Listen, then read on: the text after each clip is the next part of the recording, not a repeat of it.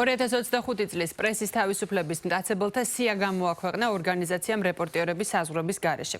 მონაცემები 5 კატეგორიის მიხედვით არის დაყოფილი: პოლიტიკური, უსაფრთხოების, ეკონომიკური, სამართლებრივი და სოციალური. ისინი კლავენ, აცენზურებენ, აპატიმრებენ და თავს ესხმიან ჟურნალისტებს, ახშობენ საინფორმაციო საშუალებებს პროპაგანდისტული მიზნებისთვის.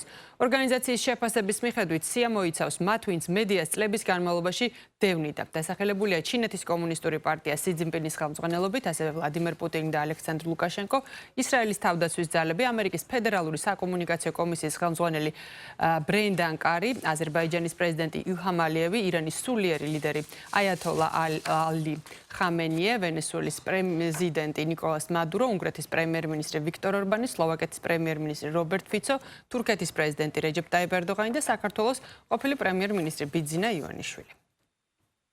ეს ის ორგანიზაცია, რომელმაც ნიკა გვარამია შერაცხა ჟურნალისტური საქმიანობის გამო დაპატიმრებულ ადამიანს და რომელსაც შემდეგ ააფარა თავისი დოკუმენტი სტრასბურგის სასამართლომ და მათ შორის ეს ორგანიზაცია ამხილა მიკერძოებაში.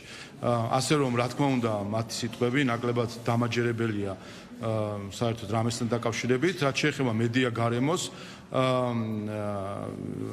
საქართველოში.